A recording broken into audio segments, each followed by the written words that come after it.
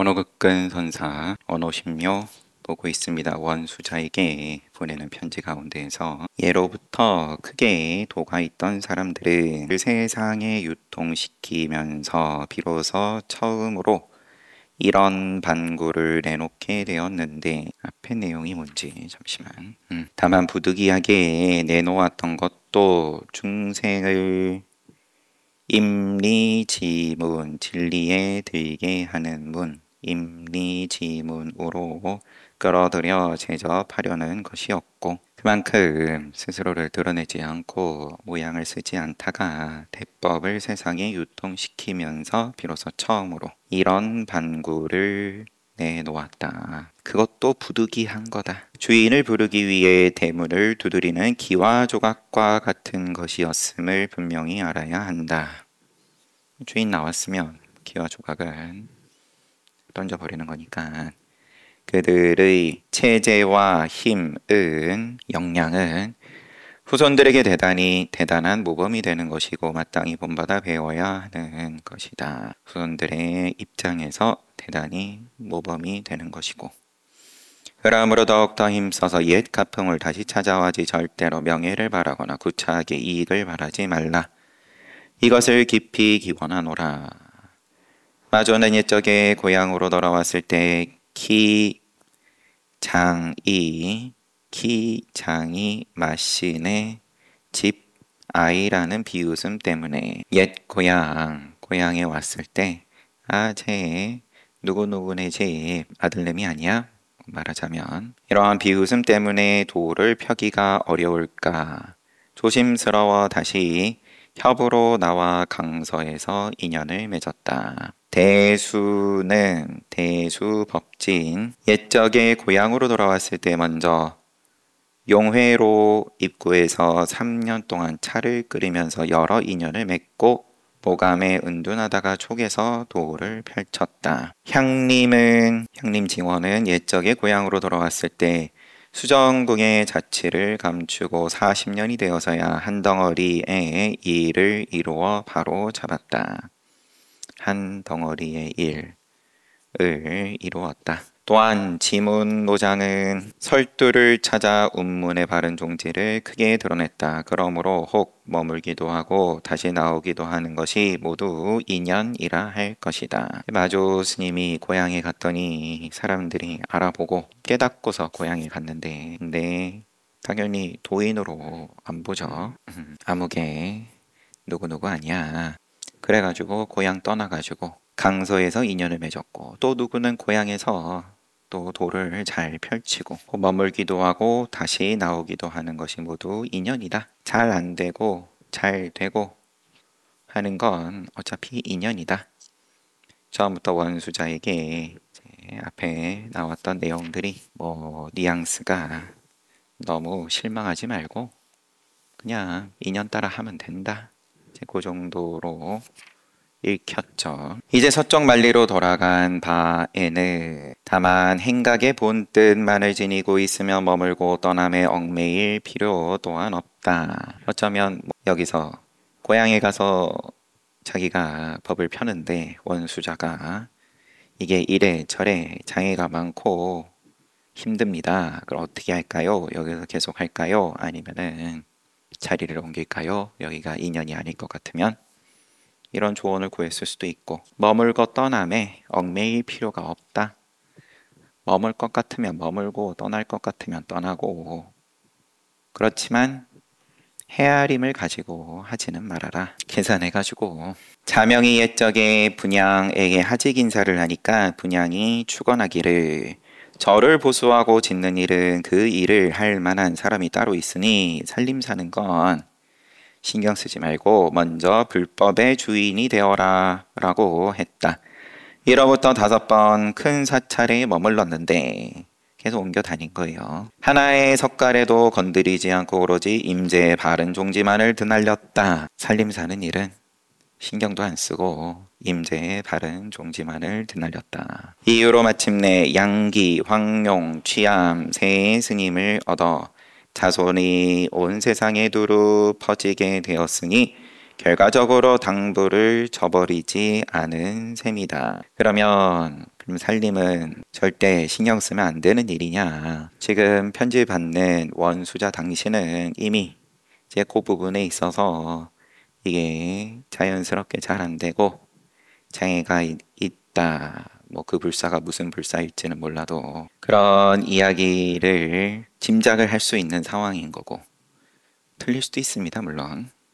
그러니까 그러면은 그런 쪽으로는 인연이 별로 없는 게 이미 뻔하게 드러나 있는데 뭘 거기다가 계속 머리를 갖다 박고 있냐. 되니 안 되니 수행만 잘 하면 되는 거고 뭐 그러다가 한생 가면 가는 거고 다리 부러진 솥에다가 밥 지어 먹으면서 30년 40년을 드러내지 않고 뭐 인연 따라 그러다가 한생 지나갈 수도 있고 내지는 또 밀려 나와서 또 명성이 주어져서 법을 펴려면 펴는 거고 하지만 중요한 건 그게 아니다. 불법의 주인이 되라 라는 분양 선소 선사의 이제 축언을 인용을 하시면서 어디를 지금 고인은 옛사람은 짐을 짊어질 만한 사람을 고르는 데 있어 이와 같이 서로 믿고 엄격하여 가볍게 하지 않았다.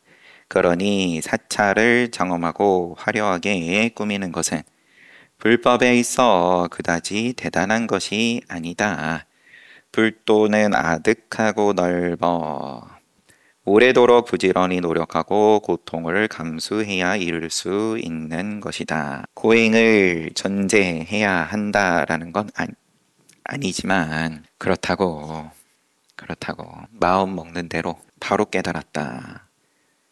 그러면 또 그런 대로 깨달은 다음에 역시나 그러면 인욕하고 시간을 가져야 된다. 원수자의 공부의 견처에 대해서 의심하지 않으시면서 시비하지 않으면서 하시는 말씀인 거죠.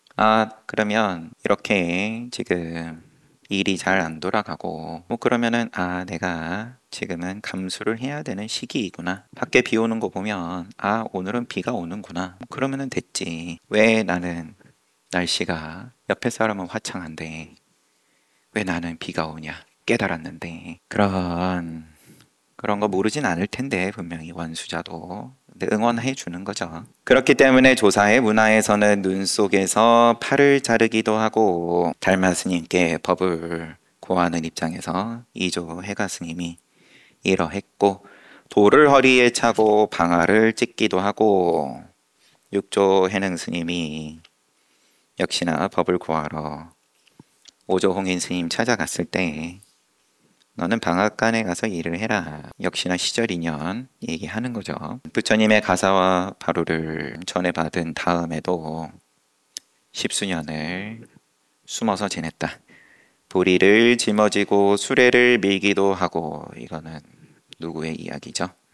조종법융선사 편에 소개가 돼 있다고 합니다. 채소밭에서 일하기도 하고 밥을 짓기도 하고 밭을 개간하기도 하고 차 끓여 베풀기도 하고 흙을 나르기도 하고 연자방아에 돌리기도 한 것은 각자 다 선사들께서 역대 조사들께서 각자의 앞에 표현을 다시 부지런히 노력하고 고통을 감수하는 시간을 가졌던 것은 모두 뜻을 숨기고 세속을 끊으며 스스로 쉬지 않고 힘써 큰 공업을 꾀한 자만이 할 수 있었던 것이다.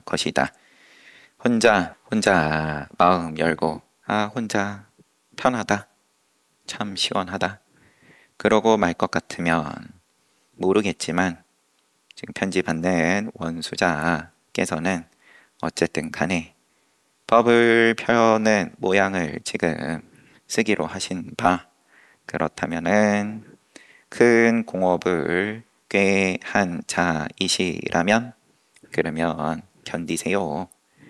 그래서 이른바 한법도 게으름에 떨어지거나 나태한 곳에서는 나오지 않는다. 한 개짜리든 반 개짜리든 나오지 않는다.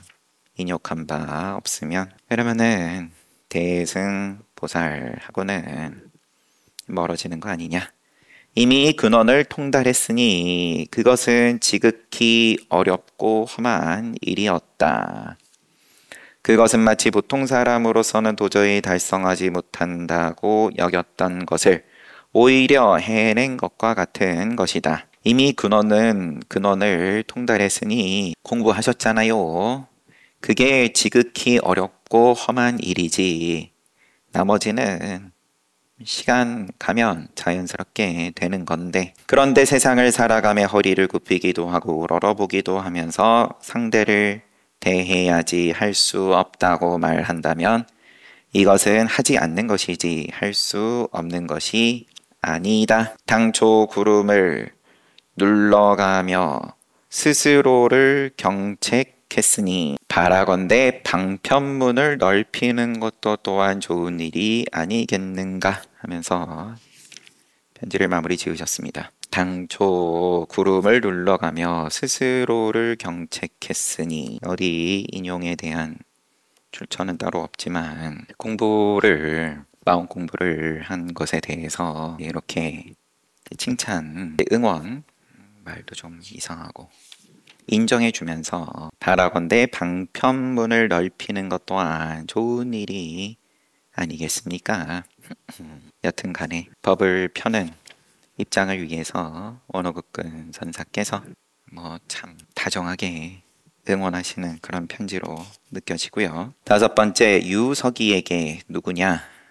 서기는 선원에서 공사의 문서를 담당하는 소위 보통 이제 살림 사는데 가계부 쓰는 거죠. 회계, 절에서 선방에서. 유서기는 원문에는 항주 영언사에 주석하고 있는 불지선사라고 기록하고 있다. 그런데 원래 불지선사라고 불리는 누군가가 있는 모양이고, 그런데 그 사람하고 지금 여기에 편지를 주고받는 역사 시기를 따져보면 그 사람은 아니고, 그래서 또 다른 분인 걸로 지금 추정을 하는 모양입니다. 여튼 간에 착실하게 밟아 안온한 곳에 이르면 그럼 이제 앞서 편지의 마지막, 당초 구름을 눌러가며 스스로 경책했으니, 이것도 이제 공부 잘 하셨으니까 세상의 법을 펴는 일에 대해서는 오히려 쉬운 일 아니겠습니까? 지금 좀 고생스럽다라고 느끼시겠지만 응원합니다. 열심히 해보세요. 착실하게 밟아, 다시 유서기 편지. 착실하게 밟아 안온한 곳에 이르면 하루 중 어느 때나 헛되이 버릴 것이 하나도 없고, 이거는 내가 왜 지금 이 시간을 보내야 되지? 지겨워, 등등. 헛되이 버릴 것이 하나 없더라. 공부가 끊어지지 않고 이어져 신랑만큼도 새지 않게 된다. 또한 맑고 고요해서 부처와 조사도 알지 못하고 마군과 외도가 헤아릴 수 없게 된다. 이 공부는 부처든 조사든 마군이든 외도든 누가 알아보겠냐? 이것이 머무는 바 없이 머무는 대해탈이니 비록 다함 없는 시간을 보낼지라도. 이거 언제 끝나? 이런 애초에 이런 망상도 잘 안 일어나겠지만, 다함 없는 시간을 보낼지라도 또한 다만 여여한 그렇고 그러한 경지일 뿐이다. 그런데 하물며 다시 다른 인연을 말할 필요가 있겠는가? 이 가운데 편안히 머물러야 바야흐로 가풍을 세울 수 있는 것이고, 다른 사람들의 망상을 쐐기를 뽑고 번뇌의 못을 뽑아주며 또한 그들로 하여금 머물거나 집착하지 않게 할 수 있는 것이다. 이를 일러 일대사 인연이라고 한다. 유서기에게 보내는 편지, 가르침을 주시는데 시간 잘 가지면 되지. 지금 물론 그러면은 깨닫고 난 다음에 가지는 시간인 거고, 이것 말고 뭘 더 특별한 무언가를 기대하냐? 내가 고되게 일해서 한 달 일해서 월급날에 월급이 거기다가 또 보너스가 얼마가 들어올까 기대 반, 그런 마음으로 공부하시는 거냐? 지금 그냥 그 시간을 보내면 보낸 거고 그저 여여한 경지일 뿐이다. 여여지, 경지라고 하든 여여한 그 자리일 뿐이다. 그게 도대체 무슨 의미가 있냐? 그렇지만 그 시간 잘 보낼 때 다른 사람의 망상의 쐐기를 뽑고 번뇌의 못을 뽑는 힘이 거기에 있다. 열애의 은밀한 말씀을 가섭이 감추지 않았고 가섭이 감추지 않은 것이 열애의 진실하고 은밀한 말씀이다. 마땅히 감추지 않은 것이 곧 은밀함이요 마땅히 은밀한 것이 곧 감추지 않은 것이다. 그런데 이것을 어찌 정량 뜻정자 또 헤아림인 거죠. 량 헤아려서 얽매여 득실을 따지고 고정된 틀을 만들어 헤아린다. 이해할 때 해자 이치로 따져서 안다. 이렇게 접근하는 자와 함께 거론할 수 있겠는가? 모름지기 꿰뚫고 벗어나 실제로 증득하는 경지에 도달하려면 격식을 뛰어넘고 종파를 초월해서 정수리 위에서 알아야 한다. 또한 이미 알았다면 마땅히 잘 지니고 보호하다가 뛰어난 대근기를 만나야 바야흐로 인가할 수 있는 것이다. 모를 것 같으면 깨달아야 하고 이미 알았다면 그러면은 시간 잘 보내면 됐지. 그게 잘 보호하는 거고 그러다가 인연이 있어서 또 한쪽짜리 반쪽짜리 전해줄 인연이 있을 것 같으면 또 인가하는 거고 불자를 잡고 법자에 올라 종사라 칭하면서 본분 작가의 솜씨가 없다면 제방에서 온 납자들을 기만하고 가르침을 구하는 사람들에게 뭘 어떻게 깨닫게 해줄 거냐? 그냥 앉아서 달아리나 하라고 그럴 거냐? 기만하고 속여서 그들을 풀구덩이 속으로 끌어들여 더욱 혼란스럽게 하는 것을 면치 못하게 된다. 하지만 만약 금강정안을 갖추었다면 모름지기 쇠쇠랑락하게 오직 본분사로서 그들을 제접해야 한다. 설사 견처가 부처와 동등하다 할지라도 깨달음이 안목이 부처와 동등하다 할지라도 오히려 부처의 경지 이 뜻 땅지자를 다 경지로 지금 번역을 하시는데 여튼 부처의 자리라는 장애에 걸려 있는 것이니 이런 까닭의 예로부터 방을 하고 하를 하는 다 쓸데없고 됐고 쓸어버리는 일기일경과 일언일구는 그 뜻이 낚싯바늘 끝에 있는 것이다. 이런 까닭의 예로부터 방을 하고 하를 하는 일기일경, 일언일구 이러한 가지가지의 방편들은 뜻을 쫓아가면은 낚시바늘 끝에 있는 거고 그러므로 다만 홀로 벗어나는 것을 귀하게 여길 뿐 풀에 의지하고 나무에 기대어 사는 도깨비 짓은 절대로 하지 말라.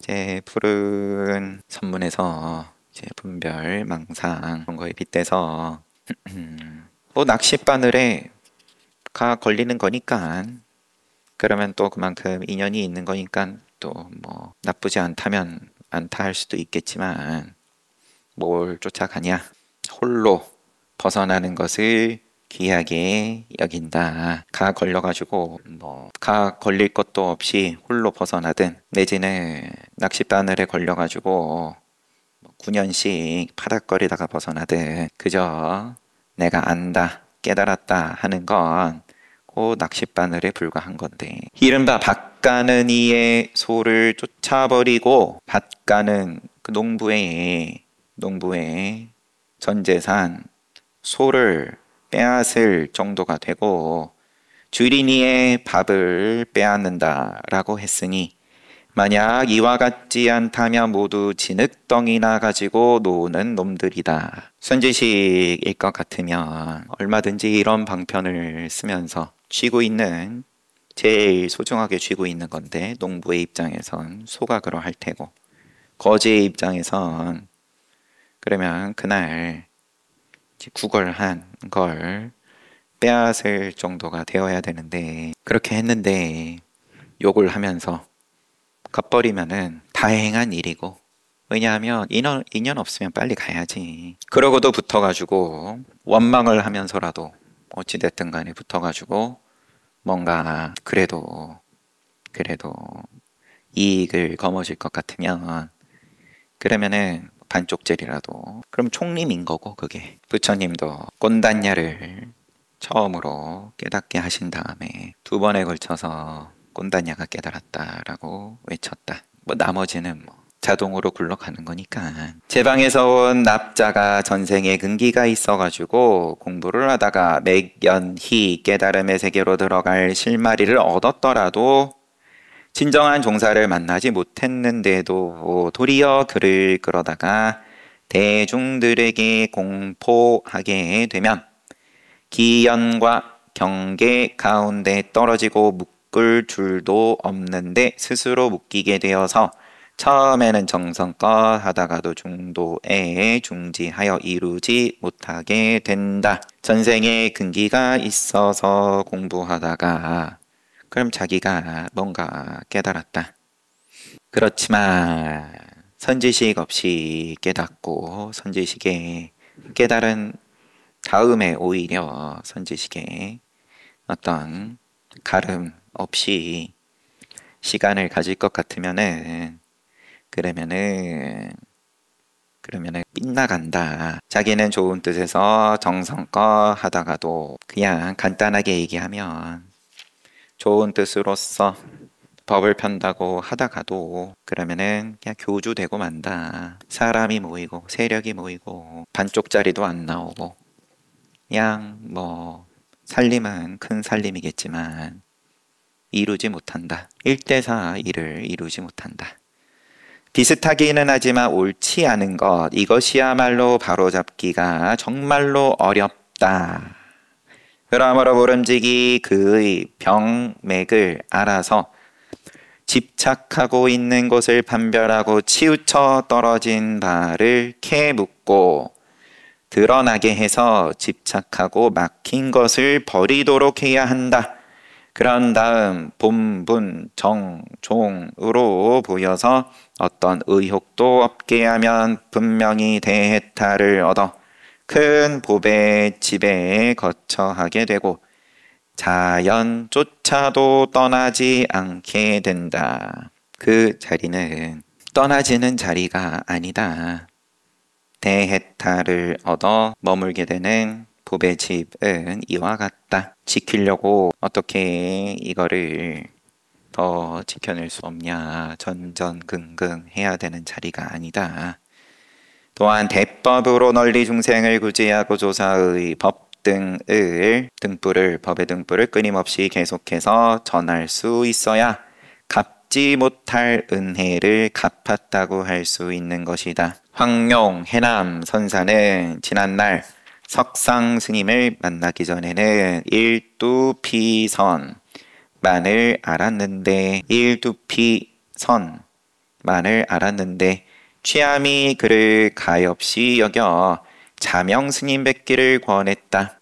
석상 스님이 자명 스님입니다. 석상 초원. 그래서 이 석상 초원 스님 만나기 전에는 본인은 뭐 깨닫지 못한 거는 아니었을 테고 그렇지만 취함이 가엾게 여겨서 석상 스님, 자명 스님 가서 한번 만나봐라. 그래서 스님은 자명 스님 회상에서 그래도 거기서 뭘 나는 공부 이미 잘 했는데 하고 무시할 수도 있는데 그러지 않고 잘 찾아갔습니다. 자명 스님 회상에서 다만 현사 스님이 말씀하신 영우는 철저하게 깨치지 못했다는 것만을 깊이 참고했는데 이 이야기는 주석에 조금 소개가 된 거 보면 영운지근 스님은 위산 영법사다. 잠시만요. 설봉의존 현사사비에게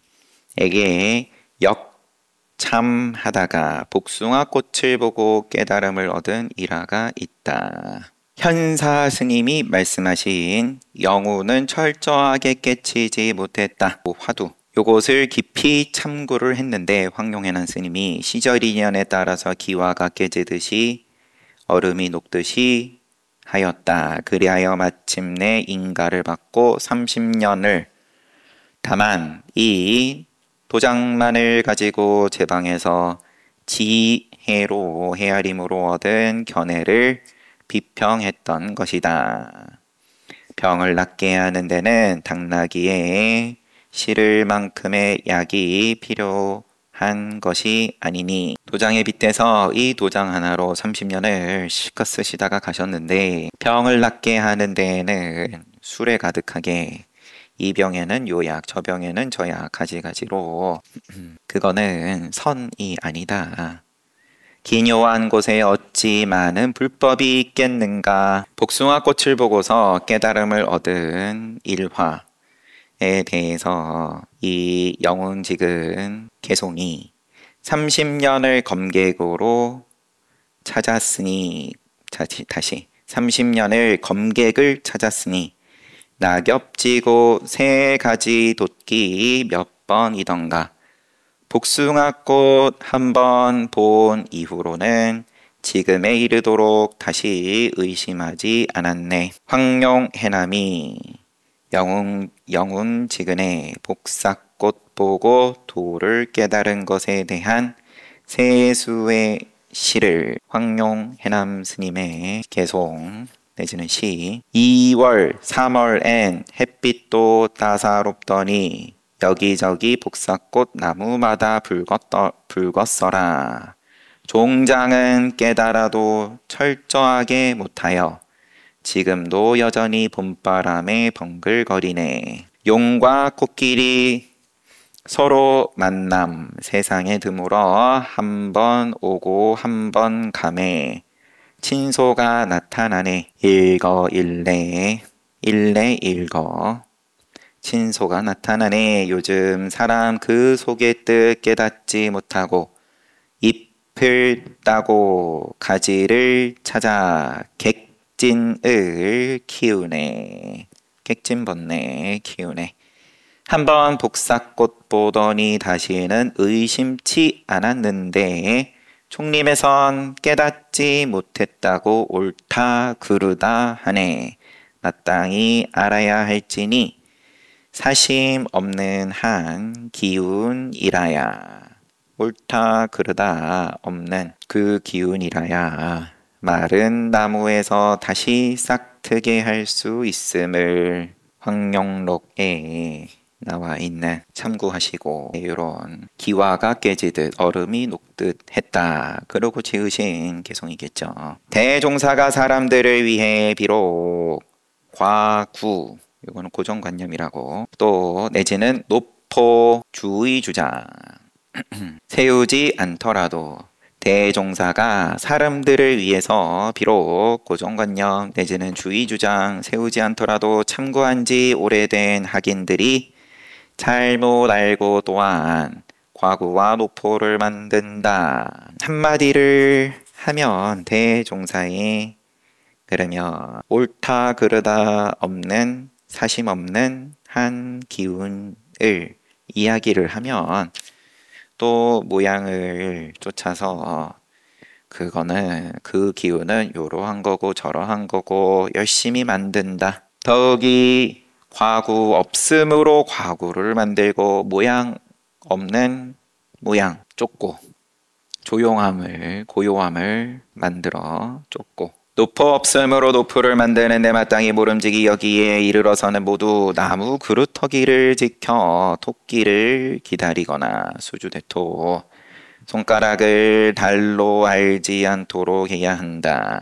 또한 기미가 있기 전에 살피고 티끌 같은 바람에 움직이는 불에서도 역시 일의 단서를 비춰봐야 하는데 하물며 어수선하게 맞장구 치고 응대해야겠는가. 깜빡 깜빡하면 이제 모양을 만들게 되는 거니까 안 그런다 하면서 깨달음의 모양을 깜빡하면 만들고 있는데, 그러면은 또 역시나 그런 줄 알면 그러고 지나가면 되는데, 그런 조그마한 단서에 대해서 놓치고 눈덩이처럼 굴러가가지고 그러면 진탕 모양이 만들어지고, 이제 그걸로 그러면은 또 손해가 커지고, 그때서라도 또 알면 또 돌이키면은 되는데, 그저 그러면 만들어진 모양이 워낙에 거창하니까 장엄이 내가 한 번도 못 보던 거다, 이런 세상에 신기한 일이 어딨냐, 맞장구 치고 거기에 응대해야겠냐, 모름지기 선지식이라면 가슴속이 텅 비고 고요하여 정식에 따른 법이 하나도 없는 것이 아니라면, 조금도 티끌만큼도 아니면 초기 경전식으로 잔뿌리마저 완전히 뽑아 없앤 것이 아니라면, 어찌 어긋남 없이 원만하게 응대하고 기미보다 앞서 사물을 비춰볼 수 있겠는가? 이는 모두 부처의 선정의 효험이다. 임재의 금강왕버검, 덕산의 마루구, 약교의 일구자, 비마의 차, 구지의 손가락, 설봉의 공굴림, 공세게 굴리면서 다 방편들입니다. 선사들의 화산에 타고 북칠 줄 아는군, 조주에 끽다 차나 마셔라, 양기의 율극봉, 그리고 금강권 등이 모두 같은 이치일 뿐이다. 개 앞에 증득하면 바로 그 자리에서 힘을 덜고 일체의 부처와 조사의 말씀에 통달하지 않음이 없게 된다. 또한 이것은 오로지 당사자 스스로 널리 진임에 달려 있을 뿐이다. 편지 끝났어요. 조금 그냥 원론적인 정석적인 공부에 대해서 뭘 공부로 생각하냐, 공부에 대한 올바른 직연, 공부에 대한 바른 이해, 여러분들도 누가 공부가 뭡니까 모르면은 이렇게 알려드리면 됩니다. 뭘 깨닫는다는 건데 뭐라고 얘기를 하든 아니면은 무슨 방편을 쓰든 그러면 또 찰나가네, 그 모양 쫓아가게 돼 있으니까 거기에 대해서 긴 말씀으로 다 이래저래 가지치고 반야신경 오늘도 했지만 늘 하는 거지만, 이것도 아니고 저것도 아니고 아니다. 얻을 것이 없으므로 의지한다. 깨달음이 뭔데? 요런 거야. 요런 거 얻을 수 있는 거야. 아, 그러면 내가 의지해 보겠다. 방편으로 책임질 수 있는 그런 걸 제시할 수 있는 상황에서 앞에서도 황룡해난 스님한테 누구 찾아가 봐라, 석상초원 스님 찾아가 보세요. 취암 스님이 그를 가볍게 여겨서 자명 스님, 석상초원 스님 뵙기를 권하고, 얼마나 편해요. 그죠? 여러분들이 직접 깨닫게 하려고 애쓸 필요가 없잖아요. 잘 봤습니다. 쉬었다 정진합시다.